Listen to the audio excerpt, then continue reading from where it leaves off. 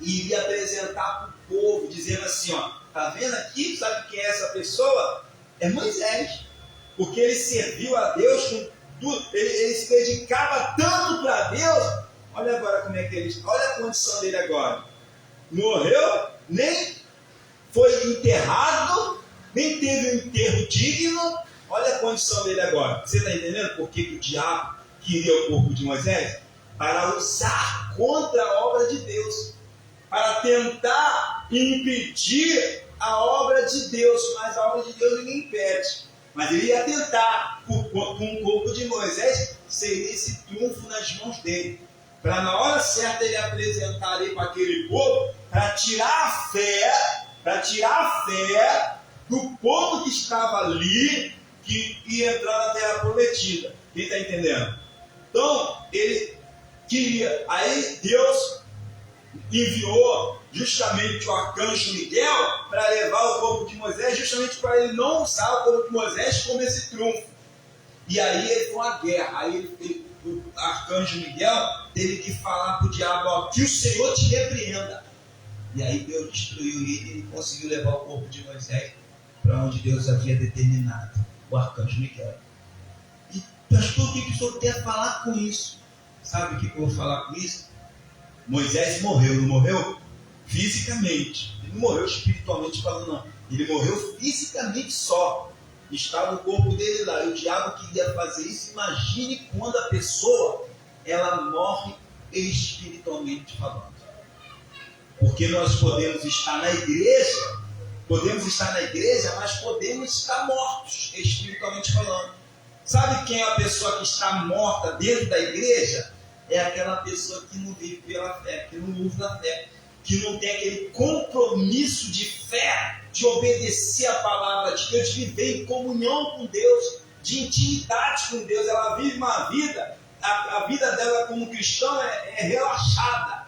Ela não tem aquele compromisso, aquele temor em desagradar a Deus. Ela não tem a comunhão com Deus. Ela vem na igreja, ela assiste o culto, louva, adora, volta para sua casa, mas não leva uma vida compromissada. Essas pessoas estão mortas espiritualmente falando. E aí o que acontece? O diabo tem nas suas mãos a vida dessa pessoa, para depois, como um trunfo, na hora certa, ele apresentar e falar, tá vendo aí, ó, o servo do Senhor, que não é o servo verdadeiro, mas que ele vai apresentar, tá vendo aí o servo do Senhor? Olha a situação dele em decomposição. Porque quem olhar para aquela pessoa que está morta, é serva de Deus, entre aspas, está morta espiritualmente dentro da igreja, a vida dela está em decomposição, porque Deus não tem como abençoar, honrar os infiéis. Deus não tem como honrar a pessoa que não tem um compromisso com Ele. E aí, porque ela não tem um compromisso com Ele, ela está morta espiritualmente, o diabo vem pegar ela, não que ele vai levar ela, mas vai usar ela como um trunfo para destruir a obra de Deus. Porque aí as pessoas vão olhar para ela e falar, como é que pode Deus, essa pessoa serve a Deus? Não parece. Porque olha a vida dela, pelo amor de Deus. O que ela vem vivendo, que Deus é esse que permite tudo isso na vida dela? Ah, mas Deus permitiu Jó, mas Jó não estava morto não. E o diabo não pôde vencer ele e nem pôde atrapalhar Deus. Pelo contrário, Jó permaneceu fiel, independente do que aconteceu na vida dele. E o que Deus fez? Abençoou ele tudo em dobro. Mas quando a pessoa é infiel, ela está morta espiritualmente, o diabo fica usando ela para travar a obra de Deus, para impedir a obra de Deus, para impedir outras pessoas de entrar na salvação, na terra prometida. Porque usa a inteligência comigo, pensa comigo. Eu sou cristão, eu não sou cristão, está amarrado, mas vamos imaginar que eu não seja cristão. Eu sou uma pessoa que ainda estou lá fora. E aí eu vivo contemplando a vida de um cristão, de uma pessoa que está na igreja, que diz ser cristão, mas eu olho para a vida daquela pessoa e só vejo desgraça. Eu vejo a vida dela em decomposição. Sabe o que é decomposição? Está se desfazendo, está perdendo, está mal. Ninguém quer estar perto, ninguém quer estar do lado dela, porque a vida dela é de má a pior. E aí a pessoa olha assim e fala, não vou servir esse Deus, que isso? Eu prefiro ficar onde eu estou, porque eu estou bem melhor. Se ela for macumbeira, eu prefiro ficar na macumba, que aqui eu estou melhor. Por quê? Porque eu vejo, eu tenho um crente lá no meu vizinho meu, misericórdia, eu não quero estar no corpo dele, na vida dele, não. Eu não quero estar vivendo a vida dele. Era isso que o diabo queria fazer com o corpo de Moisés. Mas Moisés era fiel a Deus. Desde o princípio do seu ministério, ele foi dedicado, foi um homem temente a Deus, fez o serviço dele até chegar a hora da sua morte, e Deus não permitiu que o mal usasse ele para poder destruir a obra. Não tem como, não tem como. Deus mandou os seus anjos para ir lá, vai lá, busque o corpo de Moisés, não deixe que o diabo pegue para poder. Qual a intenção do diabo que queria o corpo de Moisés? O inferno não podia levar Moisés. Ele queria usar o corpo de Moisés como um trunfo. Ele ia esperar o momento certo. E o momento certo era o momento que tivesse em decomposição. Aí ele iria apresentar diante do povo de Israel e falar assim, aqui é o servo do Senhor. Você vai continuar servindo a esse Deus? Assim como Moisés ficou nessa condição aqui, nem enterro digno ele teve, é isso que você vai ter para poder minar, destruir a fé dos servos do Senhor. Então, nós precisamos orar a Deus todos os dias e falar, Senhor, não deixa eu morrer espiritualmente falando. Eu não quero estar morto espiritualmente falando. Eu não quero estar dentro da igreja pensando que estou na comunhão, na intimidade com Deus, mas estou enganado, estou morto espiritualmente. Eu não posso viver assim. Nós não podemos, por isso que a Bíblia fala, tem certas pessoas que têm nome de que vive, mas está morto. Certas igrejas que têm nome de que vive, mas está morto. Por quê? Porque não preserva a comunhão, a entrega verdadeira, sincera para Deus, a obediência à sua palavra. Então o diabo ele fica só ao nosso derredor, observando e esperando a oportunidade para ele agir na hora certa. E aí quando ele vê um servo morto em composição, aí ele usa aquele servo como trunfo para destruir, para vencer no jogo, na luta que é travada entre Deus e o inferno, entre o reino das trevas e o reino da luz. Ele luta, ele fica esperando aquele trunfo a hora certa para poder usar e tentar impedir a obra de Deus. Mas ele só vai tentar, ele só vai conseguir êxito se aquele servo não tiver morto espiritualmente falando.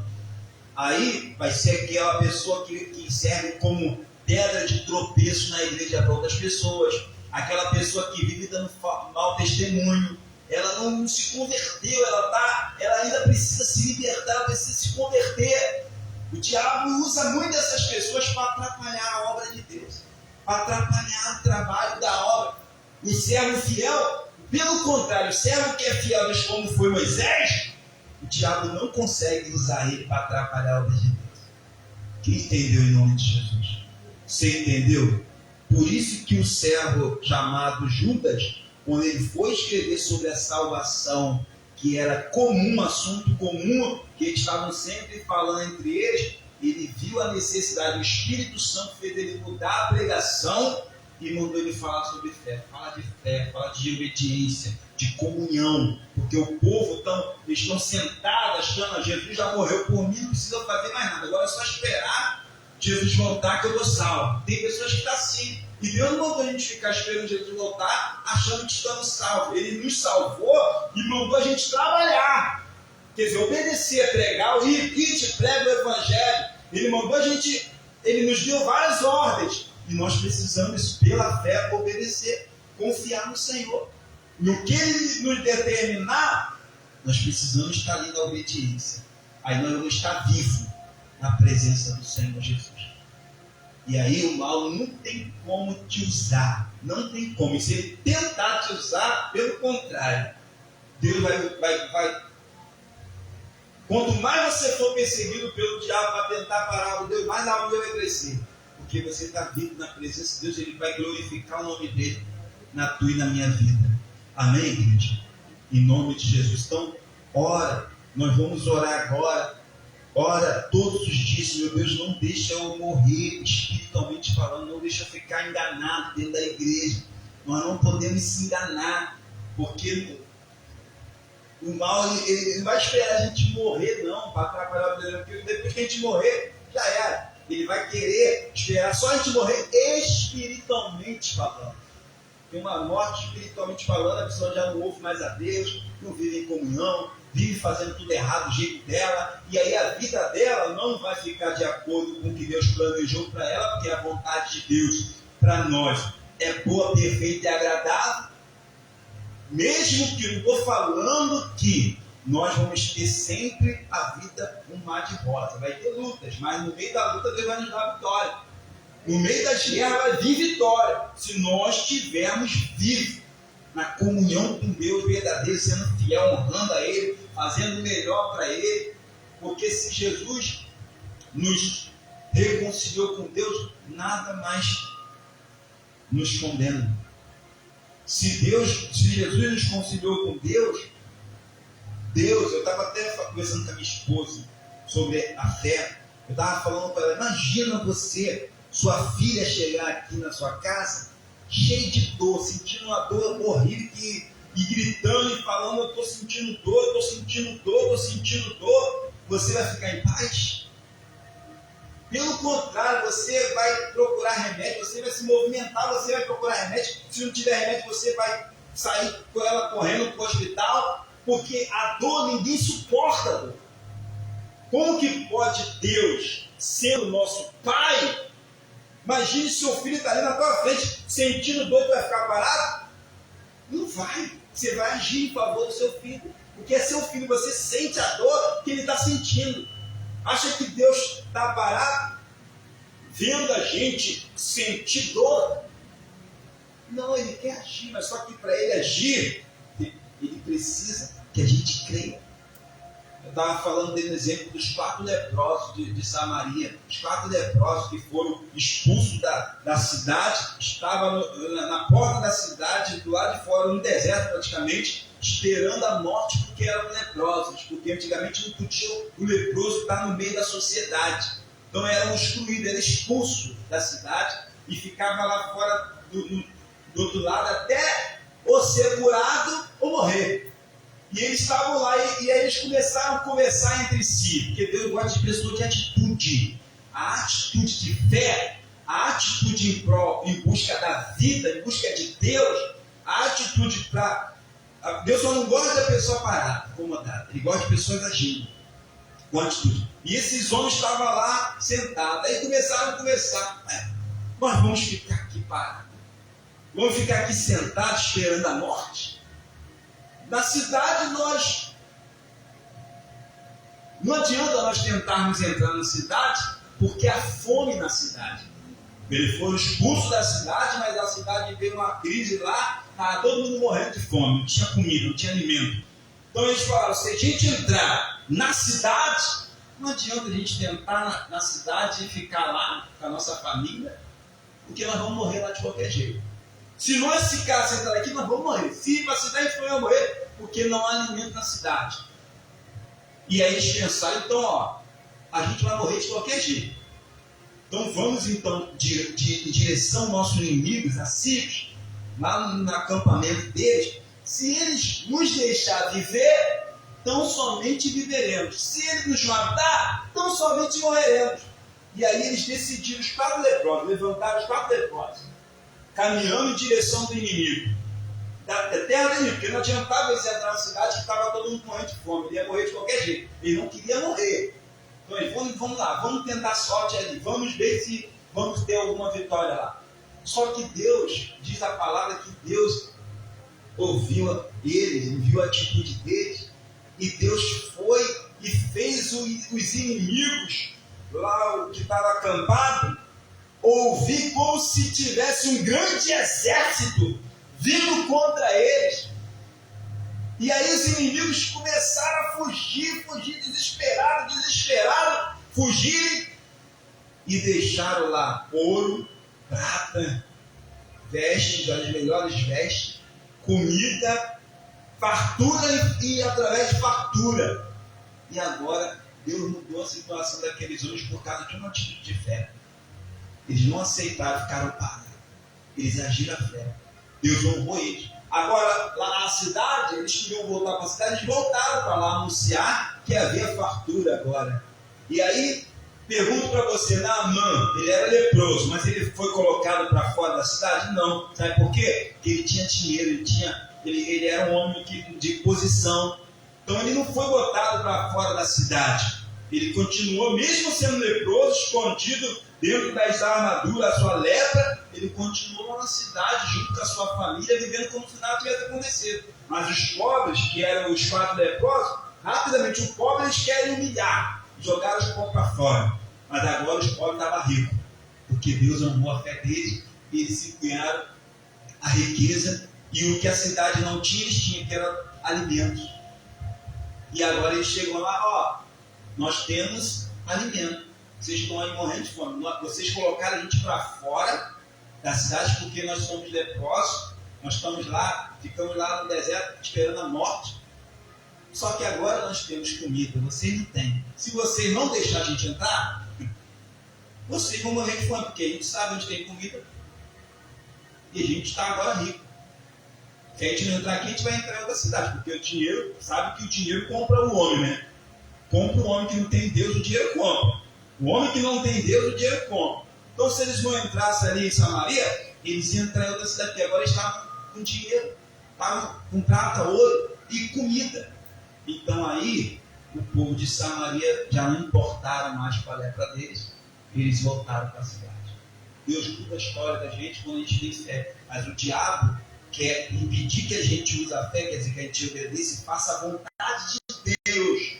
Porque uma vez a gente não fazendo a vontade de Deus, a gente vai morrendo espiritualmente falando, vai morrendo, vai chegar uma hora que a gente vai estar em decomposição na nossa vida, aí ele vai mostrar, tá vendo a vida do fulano que está na igreja, como é que está? Você vai para a igreja para quê? Olha a vida do fulano que está na igreja 10 anos e não muda nada. A vida do ciclano está na igreja 10 anos, e aí? Olha a vida desse pastor, está na igreja 10 anos, e olha como é que ele vive. Você vai para a igreja fazer o quê? O que ele prega, ele não vive. O que ele prega na palavra, eu não vejo na vida dele. Então Deus não permitiu que o diabo levasse o corpo de Moisés. E nós não podemos permitir que o diabo use a nossa condição, porque nós não vamos permitir a morte espiritual. Nós não vamos permitir a morte espiritual.